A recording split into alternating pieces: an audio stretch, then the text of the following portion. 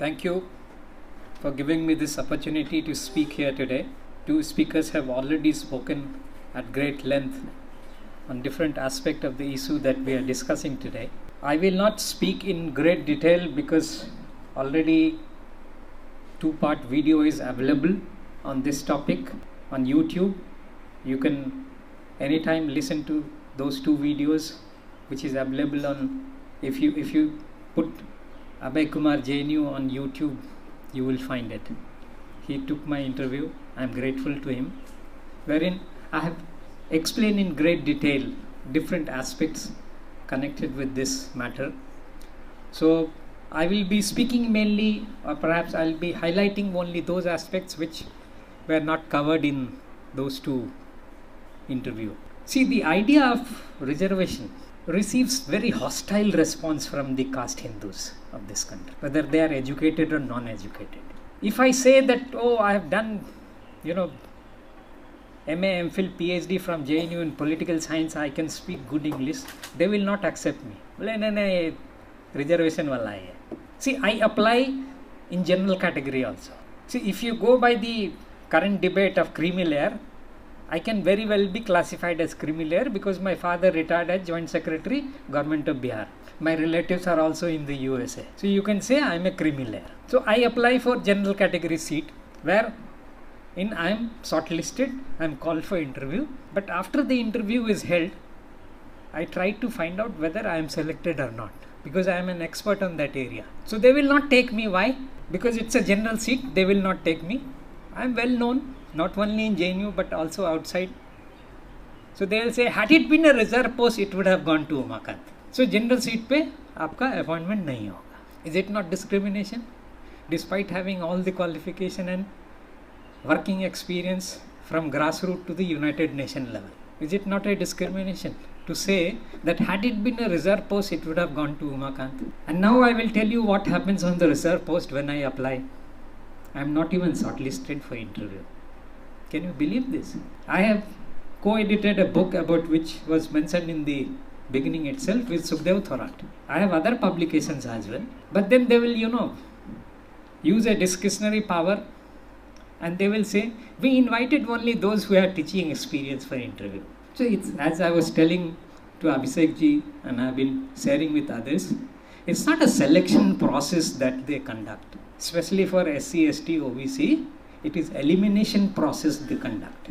It's a reality, ground reality in this country. Other speakers have been mentioning that how 78, 79, 80% posts are lying vacant. So the question that we should have been discussing today is not the issue of classification or reclassification. The problem doesn't lie there. The problem lies with the way it is being implemented in this country. There is no standard procedure which is followed everywhere. See, as part of the UDSF, when Professor Y.K. Alag was the Vice Chancellor of this university, we went as a delegation and told him that you have not implemented the reservation properly in admission. काफ़ी देर तक हम लोगों ने उनको बताते रहे कि ये हमारे पास डिटेल है, आपने नहीं किया. Ultimately, with folded hand, he said, you bring us the candidate, we will give them admission. So we told him, sir, we are not candidate producing factory. UDSF is not a candidate producing factory. From where will you get the candidate? Candidates are there. He said, how? I said, cut off को नीचे करो. Cut off थोड़ा नीचे करिए, देखिए कितने candidate ऊपर आते हैं. एक चीज़ वो करना है आपको. And the second thing that you must do is that those candidates who have scored very high marks in the reserve category, you have to transfer them into general category. We got 30% reservation implemented in JNU for the first time. 30% reservation. All thanks to UDSF intervention. So that's why I am saying reservation as a policy, there is nothing wrong with it. Fault lies with the way it is being implemented. It's not that after that 30% reservation, every year 30% reservation is implemented. No. Even now, today, it is not being done in a proper way. You will find several violations. Not only in JNU, but at almost every institutions in this country. See, Abhishek ji talked about it, the Indira Sahni case. Indira Sahni versus Union of India, that is famous Mandal case. Why I am bringing in that again?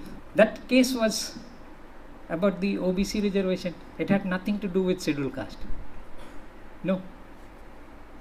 But as he mentioned, Abhishek ji mentioned, that because of the Indira Sahni verdict, reservation in promotion for SC/ST was removed. How did this matter come up? आप मंडल case के ऊपर judgement देना है आपको, SC/ST को promotion में reservation नहीं होना चाहिए, उस पर भी जजमेंट दे दिया। ये जो जातिवादी मानसिकता है ना, इतनी घिनौनी मानसिकता है कि वो 24 घंटा आपके पीछे पड़ा रहता है। ये रिजर्वेशन वाला पता नहीं कहाँ से चला आया, अब वो प्रमोशन में भी रिजर्वेशन चाहिए इसको, कल को डायरेक्टर भी बनेगा, यहाँ पे चेयरपर्सन भी बनेगा, उसमें भी रिजर्वेशन चाहिए। तो वो 24 घंटा यही सोचते रहते हैं कैसे इसको रोकना है। अब उस तरह से इन द सेम वे ये क्रीमी लेयर का मामला, भाई कहाँ से आया क्रीमी लेयर का मामला? क्रीमी लेयर का मामला was not part of the Indira Sahni case. Indira Sahni who has filed a case against Union of India against VP Singh government's decision to implement Mandal Commission recommendation. Creamy layer का तो मामला ही नहीं था उसमें. From where did it come? See, finally Supreme Court agreed that we will implement reservation. लेकिन अब उसमें terms and conditions लगाना है. तो पहला टर्म्स एंड कंडीशन क्या होगा? 27% रिजर्वेशन होगा. आपने ये डिस्प्यूट नहीं किया या आपके पास कोई ऐसा फ्रेश स्टडी नहीं है कि 52% रिजर्वेशन मतलब ओबीसी का पॉपुलेशन है कि नहीं है. अगर आप बोल रहे हैं कि रिजर्वेशन मिलना चाहिए, reservation should be given to OBCs, we will give, but we will create terms and conditions. So first condition was that it will be only for 27% OBC reservation. You are not denying that OBCs do not belong to 52% of the country's population. You are not disputing that fact, but you are saying that no, we cannot allow more than 50% reservation. That's why there will be 27% reservation. ये पहला condition था. दूसरा condition creamy layer आएगा. ये कहाँ से creamy layer आया भाई? From where did it come from? There is no provision in the constitution for having economic criteria for reservation. No. See, बड़े चालाकी से very cleverly they brought in this concept of creamy layer for OBCs. And they also said we will not talk about SCs and STs. In the same judgment, Justice B.P. Jeevan Reddy further talks about reservation is not against merit.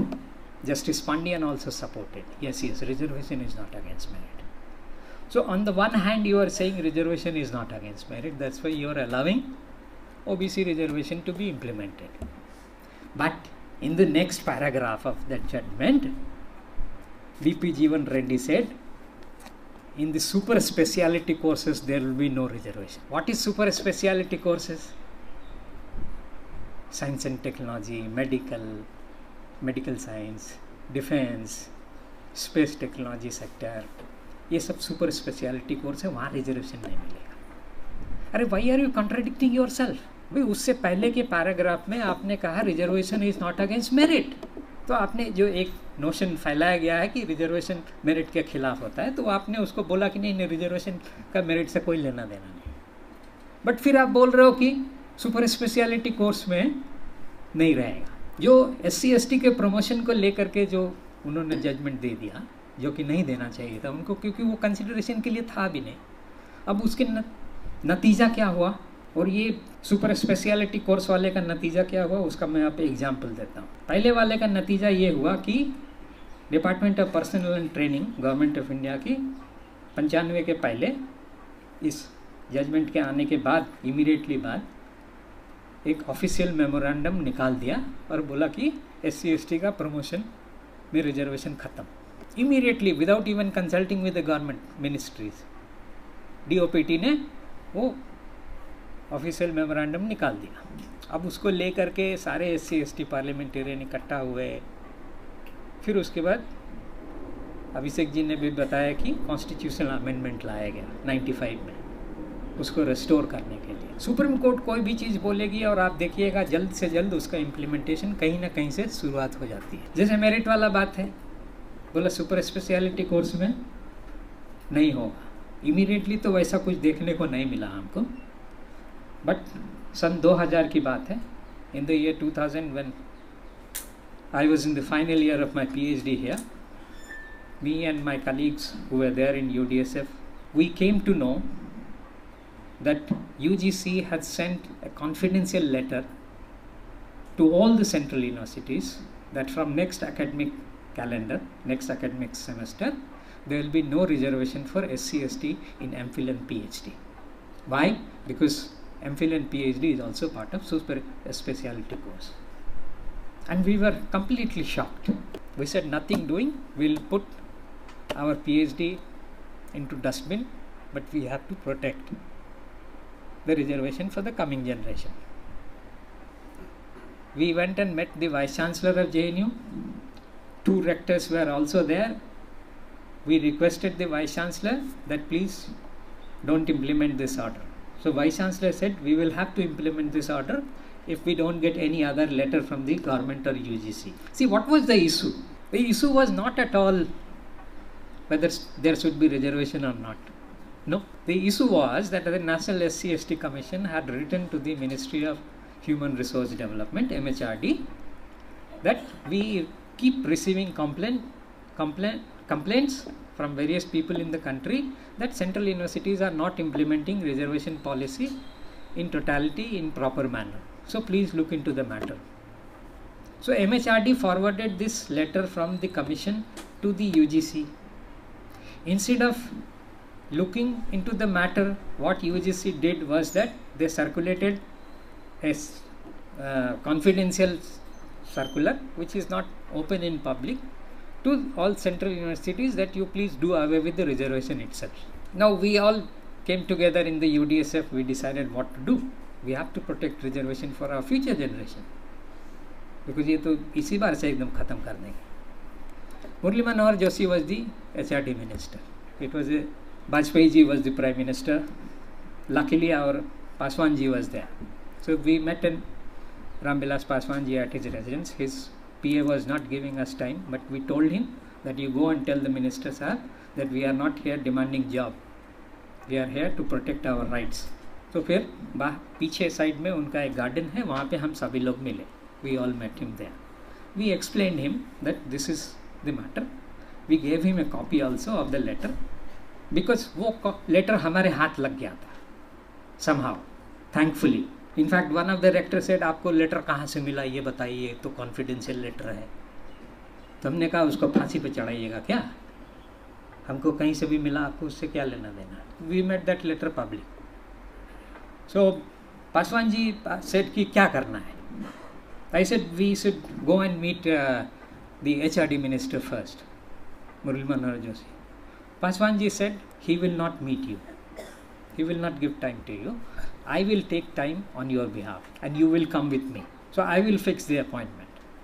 At least he will not deny time to me. You know.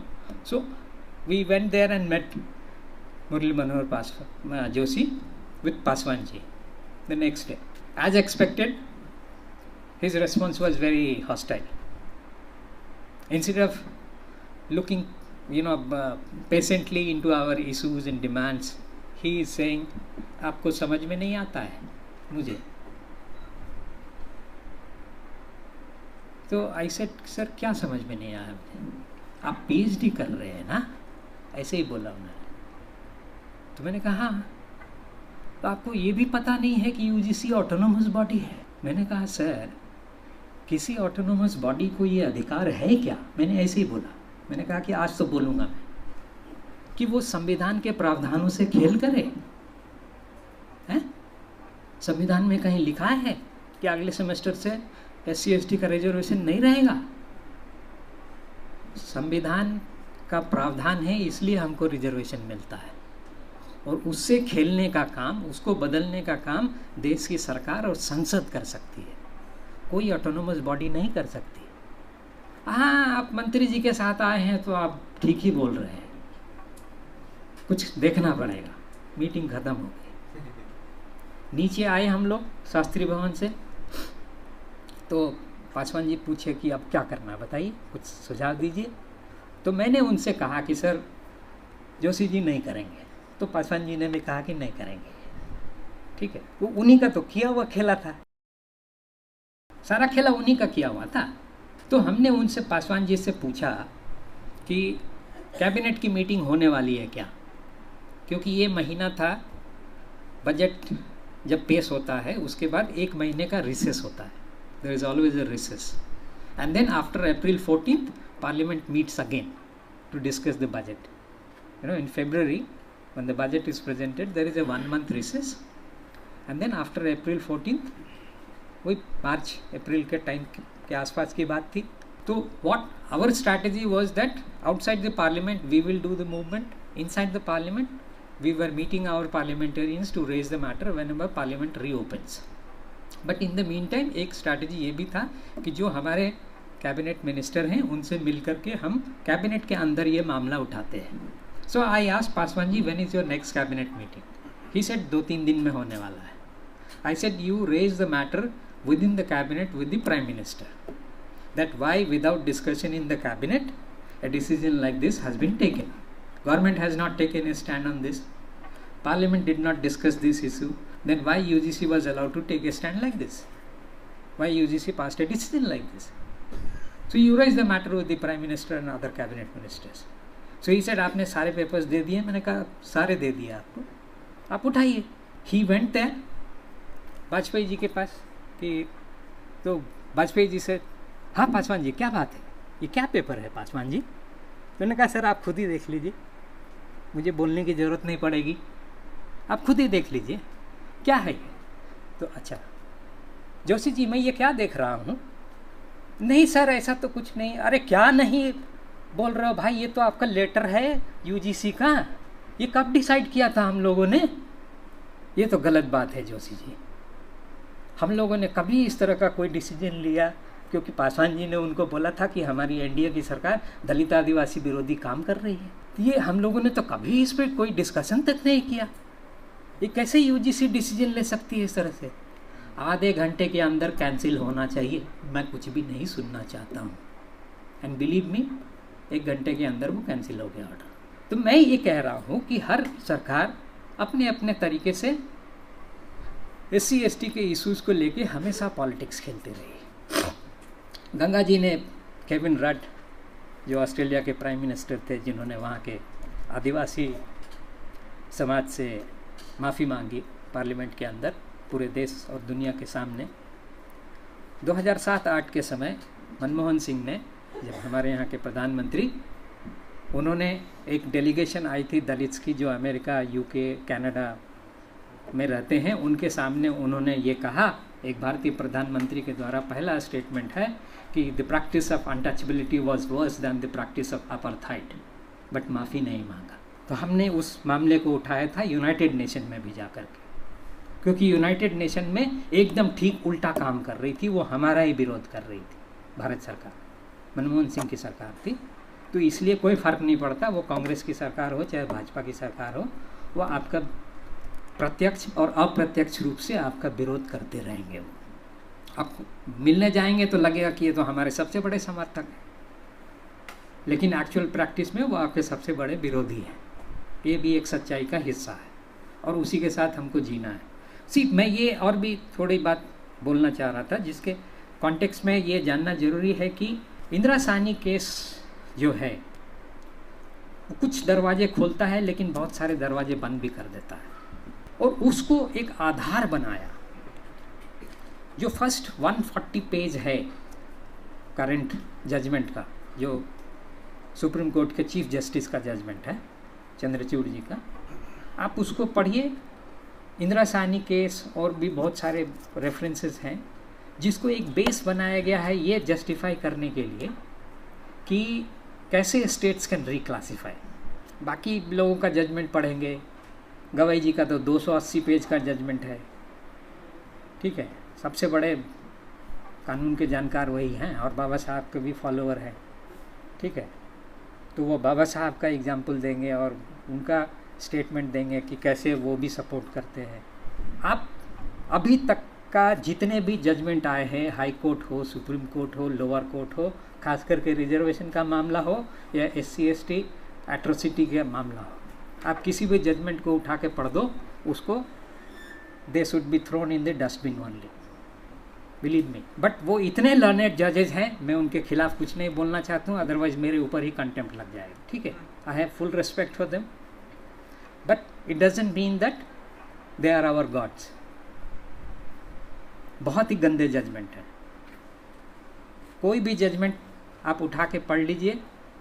अब सवाल ये उठता है कि weather article 341 के बारे में बता रहे थे, स्पेसिफिकली रिटन है only Parliament has a right to make changes in the list. Only Parliament, not even President of India, only Parliament. Once the list is signed by the President, only Parliament of India can make the changes. Then on what basis our learned Supreme Court Chief Justice and other fellow judges are saying that no states can do it? पहला चीज़ तो ये। दूसरा चीज़, they are saying subclassification and creamy layer, these are two different things. They may look different on the face of it, but actually in actual practice both are akin, दोनों बराबर है। See, if you say that no, there is a need to reclassify, that means, like say for example the Punjab government case, in which they said 50% reservation will be for the Madhhabi Sikh and Valmiki community, and rest population of Dalits will get 50%, rest 50%. तो ये जो rest 50% है, वो तो पहला 50% के लिए eligible नहीं है ना, आपने उसको अलग तो कर दिया ना। Then on what basis you are saying no, when we are reclassifying we are not excluding anyone, but in actual practice you are excluding. तो ये तो शब्दों के साथ खेलना है, you are just playing with the words कि नहीं हम उनका विभाजन इस रूप में कर रहे हैं कि उनको अलग नहीं करेंगे। अब जैसे मान लो गवाई जी ने कहा कि नहीं अलग भी करना चाहिए, and he said very demeaning words for people like me or you, because all of us are similar in many ways, in more than one ways. Those who are opposing the creamy layer concept, their mentality is like the general compartment mentality. General compartment mentality जानते हैं आप लोग कि जिसको reservation नहीं मिलता है train में, वो जनरल कंपार्टमेंट में ट्रैवल करता है, एक बार घुस जाता है तो दूसरे को घुसने नहीं देता है। I mean a judgment should carry these kind of demeaning words कि आप अगर विरोध कर रहे हैं तो आप जनरल कंपार्टमेंट मेंटालिटी वाले हैं कि दूसरे को नहीं घुसने देंगे, देखते हैं कैसे घुस जाएगा। हम लोगों ने तो ऐसा मेंटालिटी की बात ही नहीं की। हमने यही कहा है there can be better ways of tackling the problem. Problem है बहुत लेवल पे, मल्टी लेयर्ड प्रॉब्लम है, मल्टी लेयर्ड प्रॉब्लम है। हम और आप सब प्रॉब्लम फेस कर रहे हैं, और प्रॉब्लम सिर्फ हमारे लिए नहीं है, प्रॉब्लम बाकी लोगों के लिए भी है, लेकिन उनका नेचर अलग है, उसका डिग्री अलग है। हमारे लिए तो नेचर ही सिर्फ अलग नहीं है, उसका डिग्री भी बहुत हाई है। मैं अपनी कहानी बताता हूँ कि even after getting my education from the best education institution of this country, I have faced discrimination at every possible level. I did my BA Honours in Political Science from Hindu College of Delhi University, 1988 to 91.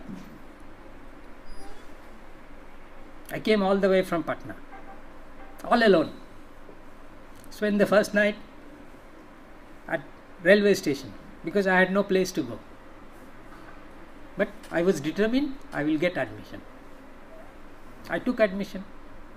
I did not get hostel for 6 months. That was a clear-cut case of caste-based discrimination. Because I got admission in the first list itself. And 6 महीना मेरे को दौड़ाते रहे hostel के लिए. I had to rent a room in Timarpur and stay there. But I was determined I will not go back to Patna. The day on which the winter semester vacation was to start, I got the hostel. That was in December 1988. I moved to the hostel and then went home. Came back, studied there till my graduation. 91 I got into JNU in Center for Political Studies. I completed my MA. Now you have to sit for MPhil PhD admission test. So I applied in 3 centers: political science, sociology and education. Education तो ऐसे भर दिया था. Political science and sociology were my favorite subject. See, when the result of the entrance exam came, my name was there in the category list of sociology but not in political science. Then you will say, how is it a case of discrimination? I will explain you how. I said, no, I can't believe this. In class 12th, I studied political science as an optional extra subject at Kendriya Vidyalaya, Kankadbagh, Patna, because there was no teacher and my principal said, how will you study? I said, I will study. I'm good enough. So I finished D.D. Basuka Constitution in class 12th itself, okay, and NCERT books. I said, no, it's cannot happen that in political science, which I have studied, in class 12, 3 years BA Honours Political Science and then 2 years MA in JNU, it's just not possible that I will not get through. No. I started checking my name from the top. I was there in the general category. I felt very happy that at least JNU is giving me justice. I gave the viva voce interview, and when the final result came, surprisingly, sociology had my name, political science na upar tha na niche tha. I said, no, this also will not be possible. I will fight for it. And believe me, I got the admission without my name appearing in the final list. I will tell you how. For 1 week, I was kept running from one room to the other in the administrative building and my school and center. 1 week. कोई कुछ बोले, कोई कुछ बोले. नहीं जी, अब तो आपका हो ही नहीं सकता, अदरवाइज आपका लिस्ट में नाम आ जाता. क्योंकि लिस्ट में नाम नहीं है, हम कहाँ से फिर से डालेंगे आपका नाम. So finally I went to the rector, who was incidentally from my center only, and told him, and also told him that if you don't give me justice, I will go to National SC Commission. SC/ST Commission, I will go. He said, you wait. Don't get tensed. You wait, I am getting your file. So he called up the Deputy Registrar Admission Branch. He said, Umakant ka file lekar aao. And he said, Umakant, you go and sit outside for 10 minutes. I will call you after 10 minutes. So the Deputy Registrar came with my file. They discussed for 5 minutes my case. After that, Deputy Registrar went back. I was called inside. And I was told by the rector, Professor Kuldeep Mathur, who was the rector that time, go and take admission. How is this possible? Is this not a case of discrimination? If I had not fought back, I wouldn't have got admission. And this was happening in JNU when? In 1993. This is 2024. And don't tell me that JNU doesn't practices discrimination. It practices discrimination at every possible level. Every possible level. We don't know many cases. We don't know many cases. I mean, Professor Rana is here. He is our contemporary. He is our senior. He is like our elder brother. We have fought together for several things. The faculty of JNU were responsible for creating a student organization called Forward Association of India. Why? To counter Bahujan Student Front, of which Professor Rana was the presidential candidate. In 1995, 94 he was presidential candidate, 95 again. In 1995, along with him, I was the general secretary candidate. We had to give open challenge. And there were some faculty members responsible for Forward Association of India to oppose Bahujan Student Front and Rashtriya Chhatra Janata Dal, because that also had come up. Our own people were responsible for that. So CJD was there and Bahujan Student Front. In fact, 1995 CJD and BSF fought together. So there have been attempts by the administration, whether in JNU or outside, for which we have to fight. The point that I am trying to highlight here is that at nowhere you will find a very favorable, a welcoming attitude as far as our questions are concerned, whether it is a question of taking admission or a question of getting a job. I am still fighting, I have no job, because one faculty commented, I am an activist. Everyone knows it. And why should I hide? From grassroots to the United Nations level, I have done the activism. I used to work with National Campaign on Dalit Human Rights for more than 10 years. I used to handle international advocacy also, through which I used to go to United Nations, European Union, European Parliament, everywhere. To the World Social Forum, everywhere I used to go. I used to attend, I used to work on Dalit human rights. My PhD is on human rights. So as I was telling you, then when I got admission in MPhil, without my name appearing in the list, did the coursework, now you have to submit your MPhil dissertation, so you have to present your synopsis. So I prepared a synopsis. Politics of ethnicity, a case study of Jharkhand. Went to a teacher who was not teaching because of some case at that point of time, and he had filed a case in the High Court. He forewarned me, Umakant, don't go there with this proposal, because anything on ethnicity will not be accepted in your center. I said, why? What's wrong in that? Times have changed. I'm from a new generation, I will defend my topic. He said, okay, go ahead. He had forewarned me, and one senior professor said, no, we cannot accept this proposal. I said, why? He said, no, they will not say that we will not allow you to work on ethnicity. No, they will not say this. So they will say, as I was told, oh, a lot of work has already been done on this topic. I said, yes, that is true. But that is true for history, anthropology, sociology, not for political science. I have not seen many work on political science on Jharkhand. He said, yeah, that is also true, but that doesn't mean that you should be working on it. Ab kya karenge aap? I was sitting silent. So one teacher asked me, another teacher, have you thought of any other topic? I said, no.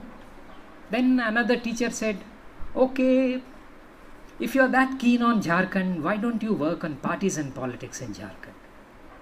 Yeah, next Wednesday you come with another synopsis, because every Wednesday they used to have this synopsis presentation thing. So next Wednesday I had to go with another synopsis. So this was also a discrimination that I faced. Finally हमने जमा कर दिया. जमा करने के बाद 1.5 साल से ज़्यादा लग गए हमें डिग्री मिलने के लिए, और वो भी सुनो, degree without viva. I am an extraordinary person. First, when the external examiner came to take my interview, center did not inform me. It was a student union election time.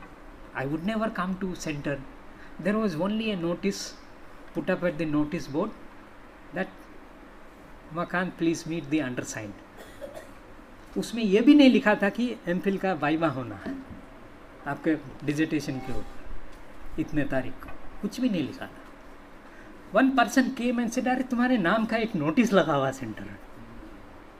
मैं दौड़ा आया. भाई हम तो आते नहीं थे इसलिए सेंटर में, कि जमा तो कर ही दिया था 1 साल पहले, और चुनाव का टाइम चल रहा था तो उतना जाते नहीं थे. तो अरे आप कहाँ थे, आपका इंटरव्यू रखा था. हमने कहा हमें बताना तो चाहिए, वो भी नहीं बताया. तो हमने कहा ठीक है, अब आगे रख लो, या 2-3 मिनट आगे रख लो. तो इसे ठीक है, देखते हैं. उसके बाद एक्सटर्नल एग्जामिनर रिटायर्ड प्रोफेसर थे, उनकी तबीयत ख़राब होने लगी, तो वो आ ही नहीं सकते थे. करते करते 1.5 साल से ज़्यादा हो गया.